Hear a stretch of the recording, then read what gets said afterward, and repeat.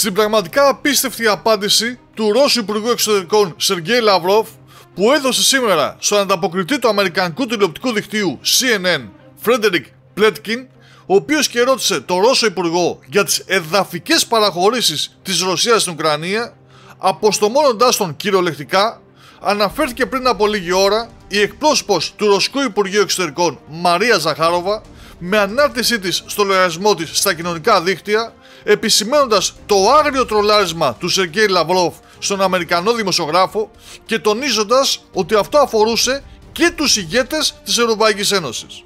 Ας δούμε όμως μαζί κάποια αποσπάσματα από ό,τι ανάρτησε η Μαρία Ζαχάροβα. Σήμερα, στη συνέντευξη τύπου, ο ανταποκριτής του CNN, Φρέντερικ Πλέτκιν, ρώτησε τον Σεργέη Λαυρόφ για τις εδαφικές παραχωρήσεις της Ρωσίας στην Ουκρανία.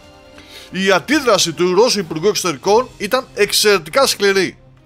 Οι Ουκρανικές ένοπλες δυνάμεις ενεργούν χειρότερα από τους δολοφόνους του Χίτλερ. Κοιτάξτε τις φρικαλαιότητες που διαπράττουν στις περιοχές. Θέλετε αυτές οι ναζιστικές συνήθειες να διασκεδάσουν ακόμη και την ιδέα ότι ορισμένα εδάφη πρέπει να παραγωγηθούν στις συνομιλίες διευθέτησης? Πώς πρέπει να παραγωγηθούν, με Ρώσους πολίτες ή χωρίς πολίτες, μόνο με μέταλλα σπάνιων γεών? Λένε ότι χρειάζονται εδαφικές παραχωρήσεις.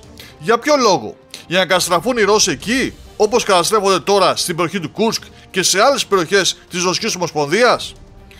Και σε αυτό το σημείο η Μαρία Ζαχάροβα κάνει παύση και θυμίζει πώς άρχισε η απάντηση του Ρώσου Υπουργού στην ερώτηση του Αμερικανού δημοσιογράφου για παραχωρήσεις εδαφών.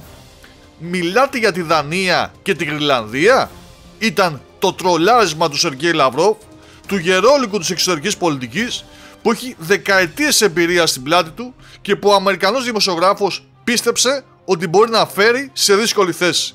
Φυσικά, στη συνέχεια της ανάρτησής της, η Μαρία Ζαχάροβα αναλύει ότι το τρολάρισμα αφορά και τους ηγέτες της Ευρωπαϊκής Ένωσης, που δείχνουν να μην μπορούν να κάνουν τίποτε και να είναι έντρομοι με την πρόθεση του Αμερικανού Προέδρου Ντόναλντ Τραμπ να πάρει την Γροιλανδία από τη Δανία, και ολοκληρώνει ρωτώντας ότι ένα τέτοιο τραπέζι διαπραγματεύσεων για την εδαφική ακεραιότητα της Δανίας δεν το είχαν προβλέψει όσοι έκλαιγαν στο Μόναχο.